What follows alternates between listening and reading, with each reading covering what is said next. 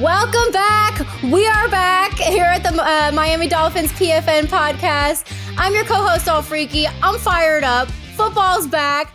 Beasley's been out in training camp. I can't wait to hear all about it. Let's go. Allie, it feels like it's been like 3 years since the last time I talked to you. How the hell you been? I've been busy. I've been keeping busy with non-Dolphin related activities. And because of that, I feel like I haven't been myself. And so it feels really good to go back to Dolph Freaky. And I'm so glad we got football back. It's like, your alter ego. Allie is your alter ego. Dolph Freaky is who we want all the time here at the PFN. Yeah, it's hard to separate sometimes. I do try to separate, for my mental health. And so I have turned down, some Dolph Freaky related things in the last month because you went on vacation. I'm like, now's a good time for me to do this before the season ramps up. And so I've been out helping at the local cat sanctuary, getting very involved there and taking care of my foster kittens, taking care of my kids and doing all the things that need done in preparation for the season. So I'm ready to be back. Did you guys go away at all? Nope. Been staying here. I had a friend from Pennsylvania visit. So that's always nice. She's my best friend. Shout out to Alyssa, my best friend since we were 5 years old. So she came down, but of course I was planning this giant event for the cat sanctuary. And so I put her right to work the whole time, but that's how it is. If you're friends with Dolph Freaky, you're going to be working a little bit. So that's how it goes. But I'm, honestly, it's just refreshing to have the season upon us and I can get back to being who I truly am.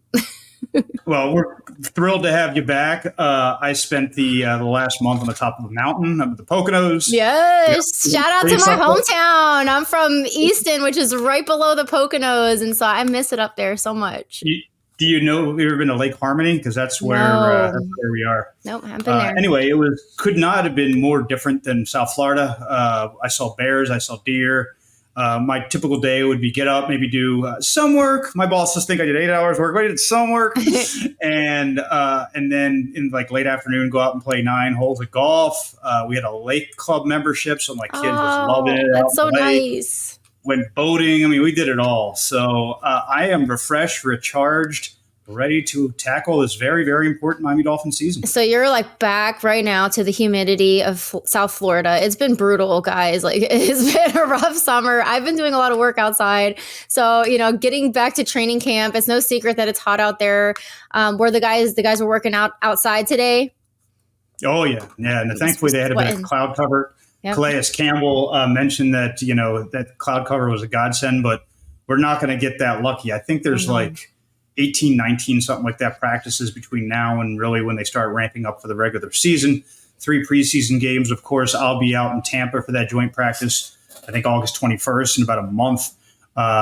They will have joint practices, I think, with the Falcons and Commanders here. I have to go check the preseason schedule. My brain isn't really all the way back yet. Yep, I was just looking at it.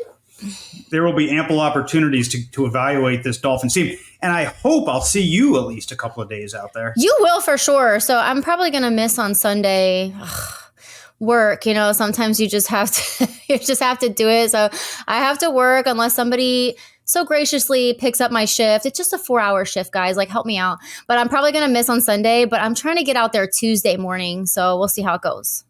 Do you need to be a licensed pharmacist to do this? Because that's a pretty small pool. Yes, you must be a licensed pharmacist with Walgreens. I don't care. If you want to come and travel, you don't have to live here. But if you want to come travel, I'll pay for you to come so I can get this day off. But no, really, it's okay. It's going to be brutally hot anyway. So, I obviously want to be out there with all the fans because I miss you guys so much. But I'll be out there a few times. Yeah, what about the scrimmage they'll have at Hard Rock Stadium? I'll be there for sure for the stadium practice, and I'll be there for Members Day. So, I won't be totally MIA. Well, let's just hope that there's no crowd control issues like there were in the Copa final. Yeah, and I'm hearing things about the Olympics too, that there's all kinds of shenanigans already happening. Are we in this era now where we just cannot handle sports maturely? Is that what this is now? I don't think that's a new era. I think that's since the beginning of sports, people have not been able to handle it rationally. Awful. You'd think, especially with the Olympics, you'd think you'd put some some sort of respect on that. But hey, it is what it is. And I know we think our Dolphin games are rowdy, but apparently we know nothing about what an average soccer game is like. And I've never been to one, so I've never seen that. But that whole thing that happened in Hard Rock Stadium is just, it's unfortunate and depressing. And it's just, we take it personal since that's our stadium. But apparently that's nothing new. Yeah, no, people, getting into the building through AC ducts, jumping fences, climbing over ticket booths, absolutely nuts. And obviously it's an embarrassment for the Dolphins, for Hard Rock Stadium, for everybody involved, Steve Ross. But we need guys. I'm curious, like the 72 club looked like it got banged up pretty good. Is all that stuff, I wonder, going to be ready? It would be surprising that they'll be ready for the scrimmage, but we got our first preseason game down here, I think, in 2 weeks. Days. It'll be here before we know it. It's upon us now, and I'm not lucky enough to sit in 72 club, but I do, it kind of repulsed me seeing the way that they treated the elevator, and that's our legacy, and that sucks to see that happening. So, hopefully it's a learning experience for Hard Rock and the organizers, especially with the World Cup coming to Miami in 2026, which is even bigger. So hopefully they get all that stuff figured out and beef up security for the next one. Well, those questions are above my pay grade, but I can talk about the on-field product, not the actual facilities, because I was there for the start of training camp today, which Are you lucky? Oh, very. Yeah, no. All kidding aside, I have a great job, and I'm very thankful for it. So ask me in about 3 weeks from, be 15 days of 100-degree humidity and all that. We'll see how lucky I feel. But for now, I'm thrilled because this is an incredibly exciting team. It's a team that has star power at every single position: quarterback, wide receiver, running back, offensive line, defensive line, linebacker, and the defensive backfield. All three levels of that have just absolute stars. So every day you go out to Dolphins camp, there's always possibly a story. And certainly it was a scary story for the second snap of 7-on-7s today. Yeah, what happened there? Yeah, Javon Holland gets upended. I think it was a pass to Malik Washington. Washington went low. Javon went high, and he went butt over ears, I guess, and get down to the ground pretty hard. He tried to go back to practice, but something was up. I don't think it's particularly serious. Jalen Ramsey told us afterwards that he thinks it's fine. It was just football. And again, Holland didn't leave the sidelines. He was there. If it was something really bad, he would have gone inside for additional treatment. But just a early reminder of how quickly things can change. These football coaches know they need to get the work in these training camp practices, but they do it with their holding their breath, because you can't win the Super Bowl in August, but you can certainly lose it if you lose a bunch of top end players. And that brings me to, of course, the broader point. Tua Tagovailoa was there today, did not hold out. He does not have a new contract. We talked about his contract situation at length throughout the spring and into the summer. Progress has been made. The Dolphins, I think, what was the word? Let me look at the word, actual phrase that the head coach Mike McDaniel used. Relentlessly working on it. Both sides are relentlessly working on an extension, and we haven't had a chance to talk to Tua about that yet. But presumably he feels like there's enough of a good faith effort made that he's not doing what Hassan Reddick's doing, he's not doing what Steve Lamb's doing, and just holding out, right? To clarify, if he holds out, so what he's doing right now is a hold in. So he's showing up, but not full participation, optional participation. And if he were to fully hold out, he's subject to what, $40,000 fines? More than that? I think it's 50. Yeah, I think it's $50,000. I figured out, it's crazy, Allie, the math involved.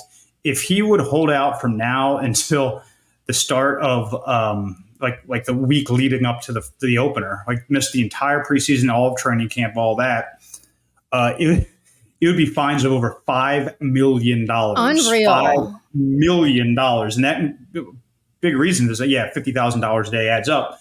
But there's also a rule in there that you get, for every preseason game you skip, you're docked 1/18 of your regular season salary. And when he's due to make $23 million, do the math, you're talking about 1.3, I think, $1 million per game that he would miss in addition to all that practice time. So you do it all together, and it's in excess of $5 million. So we talked about this before. Would Tua hold out? There might be incentives to really force the issue. If you lose $5 to make $15 million, it's probably worth it. All this being said, I think it reflects well onto his character that he's here. It reflects well on his character that he's not making huge waves, that his agent isn't demanding a trade. None of these things that other players that have gone through similarly, I mean, it's got to be a frustrating situation for him. He's not doing that. He's there practicing. And literally all he missed today in his hold in was like maybe like 10 to 15, 11 on 11 snaps, okay. 20 max. McDaniel before practice said that, telegraphed there would be some sort of hold in. He said it'd be similar to OTAs. It was largely similar to OTAs, but Tua did do 2 11 on 11 snaps. They were both handoffs. So he got the work under center. Is it partially because he doesn't want to get hurt? Maybe. I mean, we did see that football's football and freaky things happen. And, Javon Holland, everyone was kind of, oh, what's going on here after, 2 snaps of 7 on 7 reps. So I understand totally a player who wants to protect himself. I think it's more along the lines of him sending a message. And that message probably is getting received every day he's not out there because, I mean, I'm going to be frank with you. I really like Mike White. I really like Skylar Thompson as people. They're awesome guys in the locker room, solid backups. There is a noticeable drop-off in the efficiency of the offense when Tua is off the field. And so it is a message that he sends daily or, every time one of those backups go under center with the first team that we're going to miss this guy if he's gone. And so I think that is effective in some way. You don't really need to hold in to remind for them to know that, but it's a good reminder, I guess. But I do think that on some level, Tua is a prideful guy. And we're going to get into this in a minute.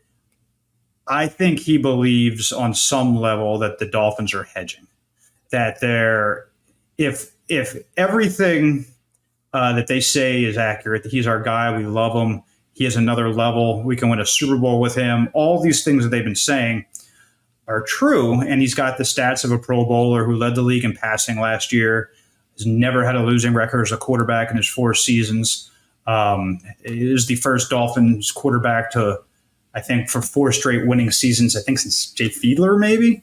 If not, it would be Dan Marino. So all these things that he's helped do, he surely feels I've checked all these boxes. I stayed healthy for an entire season, and you're not giving me what the market says. Now, again, I'm not inside, and I'll wrap this up in a second so I can shut up. But I'm not inside these negotiations, so I can't say for sure if he's demanding something absurd. But if he's saying just give me what Trevor Lawrence got, $55 million a year, same ballpark of guaranteed money, same length of contract, that deal's the template. Just give me that and maybe $1 more so I beat it. And the Dolphins are saying no. I can understand why he feels like he's being disrespected. Sure.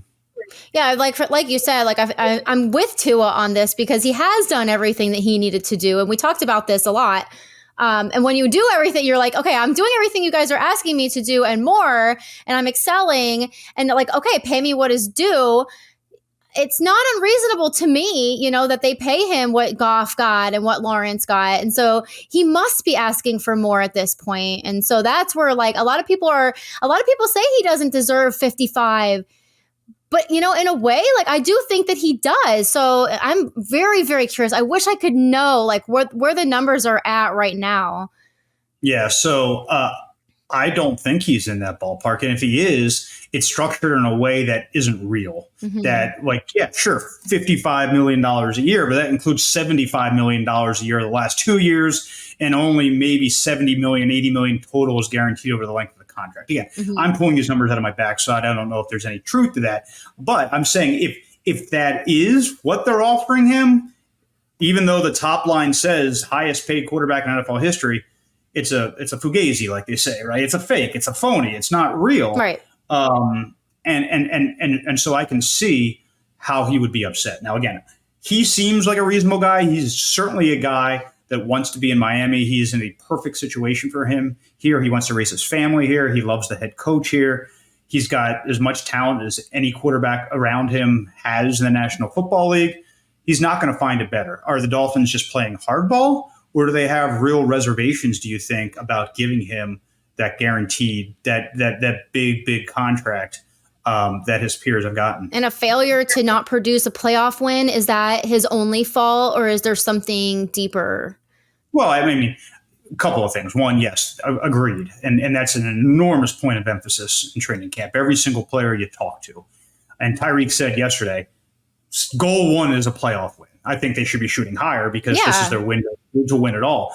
But when you haven't won a playoff game in a quarter century, it's certainly a good place to start. So I think that's one. I think his health certainly plays into it.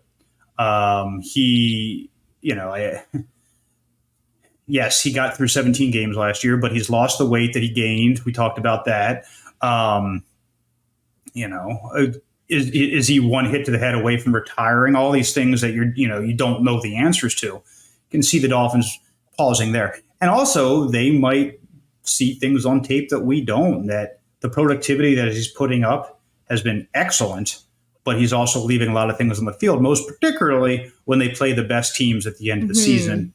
And really in particular on the road in cold weather venues. So I think all of those things play a factor. But they are hedging. I mean, there's no other way to put it, unless, and I think we would know this by now if Tua's demands were completely unreasonable.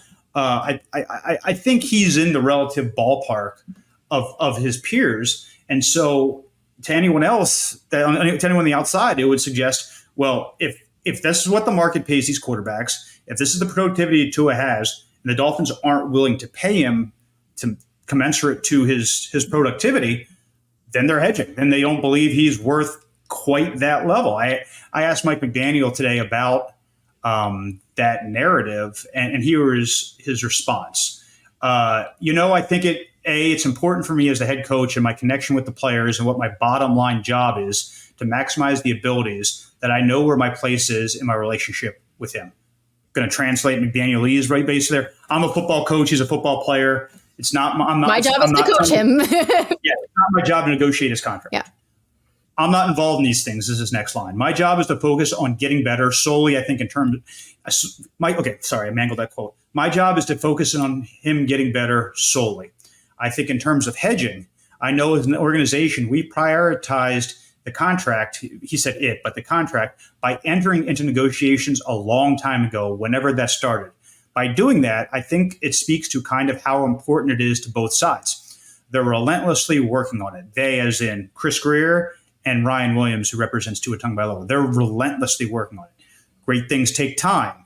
The one thing that's come about this whole process is I am very, very confident in my relationship with Tua, and he can separate the business entity. Ultimately, he knows any way you cut it, our focus has to be on what it looks like when he's playing football. I wouldn't hedge a bet that he would come to me with that conversation, but I'll play out your scenario. It's good. So basically he's saying, Tua hasn't said that to me, but here's the answer to your question. If Tua hasn't said it to him, he certainly believes it. Mm-hmm. I mean, he absolutely believes that the Dolphins aren't all in and they're disrespecting him in some way, because if he believed the Dolphins are making a good faith offer, a deal would get done. Mm-hmm. They would be close enough that they could figure out a way to get it done. So, but you think it's like it might be at the point where it's like so super close and like Tua's ready to accept, but he's like, I can use training camp as a little bit of leverage to get a little bit more. Wonder if this is Tua saying like, let me just try it out, just give one little shot. It's possible. If that's his motivation for his behavior, I think it's coming from his representation. I was going to say that. Like, what kind of team are we dealing with? Are they? Yeah, I mean, it's Athletes First, who is. I mean, they're the gold standard. They are one of the biggest, if not the biggest, agencies in all professional football, and they've dealt with major contracts. So, I want to get to one other quote, Allie, then I'll get your thoughts some more. You know who knows what Tua is going through better than anyone? Jalen Ramsey. Mm-hmm. He has had major contract drama in his past. Ended up getting sent off to L.A. to join the Rams because things just wouldn't work out earlier in his career with the Jaguars at all. So I asked him, like, hey, you know what's going on right now with Tua because you've lived it. What's your advice to him? And his response was, quote, "That's his business. I don't really want to get into another man's business in his pockets. He's got to handle that however he sees fit, however him and his agent sees fit." Obviously, I love having Tua as a teammate. I love having him as a leader of this team, the quarterback of this team. Selfishly for me, and I feel like the team, we all want to get it done. Whether it's going to bother him or not, I don't think so, but it could clear his conscience a little bit more and secure some generational wealth for him and his family. I hope he gets every penny he wants. It is what it is. So, yeah, obviously, Ramsey has long been an advocate for players maximizing their earnings, and he should be. Like, if I was a professional athlete and I had a window of earning, and for quarterbacks, the window is longer because of the position they play, but Jalen Ramsey's a cornerback. Mm-hmm. And I think he said he's in year 9 now, around 30 years of age. I'll have to look up the exact age of him. He might have one more payday left in him, maybe, Certainly he can continue, prolong his career, but they're not going to be. Calais Campbell signed for $2 million or something. Marcus May, who's been a solid safety, signed for $1.4 million. Like, there's nothing is guaranteed. So Ramsey absolutely understands you've got to maximize your leverage because, look, teams are going to maximize their leverage. They're going to cut your ass the second they can if it's in their best interest. Mm-hmm. Big reason players are pissed. There's no guaranteed there's not a lot of guaranteed money in these contracts. They're not fully guaranteed because teams have that leverage. So I get all sides. I get the Dolphins having concerns. I get Tua being ticked off, or whatever word he wants to use, aggravated, antsy. Whenever he talks to us, it might not be for a while, and I don't begrudge him that. I get that as well. Something has to happen. Because as we talked about in a previous show, the cost of not having it work is way bigger than the cost they're going to have to pay to make this happen. So yeah, and it's an interesting angle to take it from, the rest of the team who are also becoming increasingly frustrated with a frustrated Tua situation. They're like ready to go, right? Like they're like, okay, this is our training camp. Like this is like us needing to be, learning and engaging as much as possible. And then we have a distraction that literally has nothing to do with the rest of us, but this is still affecting us in a way. And it's affecting, the way that we can play and practice. And our quarterback is not, here like actively participating. So it's going to create frustration within the whole team. So like, let's get this done sooner than later, please. Yeah. So I don't think it's a crisis early on. I think they can get through a couple of weeks with Mike White and Skylar Thompson for quarterback. But you're losing productivity every day that passes. Yeah, I mean, you're getting your backup quarterbacks ready in the off chance that they have to play, and that's a bad scenario for the Dolphins. They don't want that. Certainly that helps. And there are people like, even though he's some pup, he's going to come back at some point, Odell and Jonnu Smith. And, these offensive linemen, Aaron Brewer, et cetera, who are new to the team, new to the scheme, that are getting valuable practice reps. But it's not the same. Like, you don't have continuity if you don't have your starting quarterback out there. I think they can let this go for a while. Chris Perkins, the Sun Sentinel, he and I were talking. He thinks it needs to be wrapped by the joint practices. That's 2 weeks from now. That seems reasonable. I absolutely think you need to have full bore Tua for the ramp up for the third preseason game. Mm-hmm. And that's probably like a month off. I'll have to check the calendar. But yeah, I think it actually is a month from yesterday. They're in Tampa. I'm out there the 20th, and I come home the 24th. I think the game's the 23rd. So you're talking about a month minus a week, because you want a week of practice reps to get your quarterback ready to go into that joint practice with what should be a pretty good Buccaneers team. Mm-hmm. And then that game. I don't think, and this is the point that Tyreek made yesterday, that he was a quote, Tua doesn't want to miss his window. And I think he understands just how rare the opportunity in front of him is. This is the last time that he's not going to cost him a ton of money against the cap, assuming a deal gets done. If not, they're going to tag him, and that'll be $45 million cap hit next year. This is the last year that his contract is small enough that they've had the flexibility to go out and really build a roster around him. I don't think he wants to blow a potential Super Bowl season. And I think, he's a competitor and he still has to face his teammates. They understand that he's got to put the screws to the Dolphins to get what he wants, perhaps. But they also don't want to waste Tyreek Hill, Jalen Waddle, Teron Armstead, Raheem Mostert, Javon Holland, Jalen Phillips when he comes back, Bradley Chubb when he comes back, like all these absolute stars they have on this team, Jalen Waddle, Tyreek Hill, all these guys. They're never going to have this core again. Right.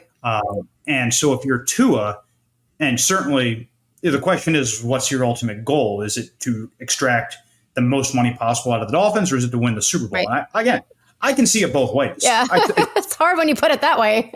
Yeah, I mean, I was at the Miami Herald for a long time. It would have been great to win a Pulitzer.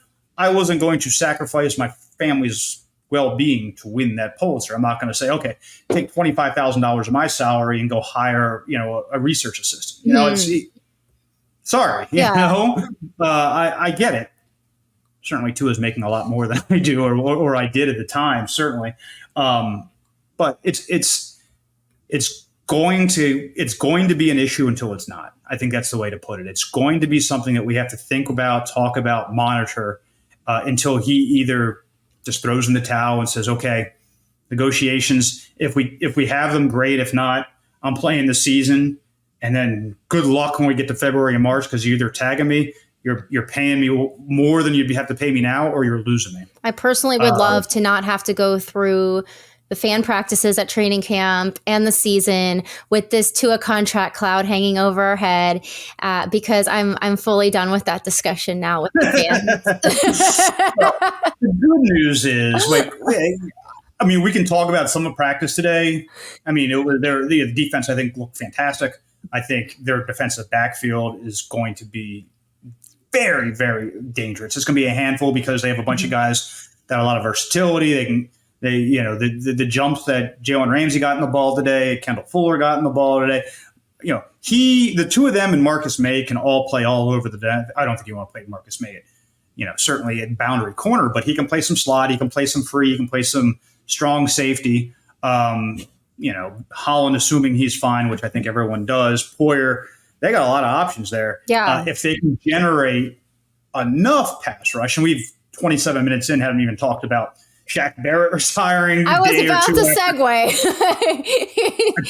A day or two after they put Odell on the pup list. That's sending some people off a little bit right now. Yeah, I wouldn't worry about that. Okay, so that's not to worry about. No, I think he'll be fine in plenty of time for the start of the season. The bigger questions about Phillips and Chubb, and if I was setting odds, I would say it's a much better chance that Phillips is ready for week one. He's looking fantastic.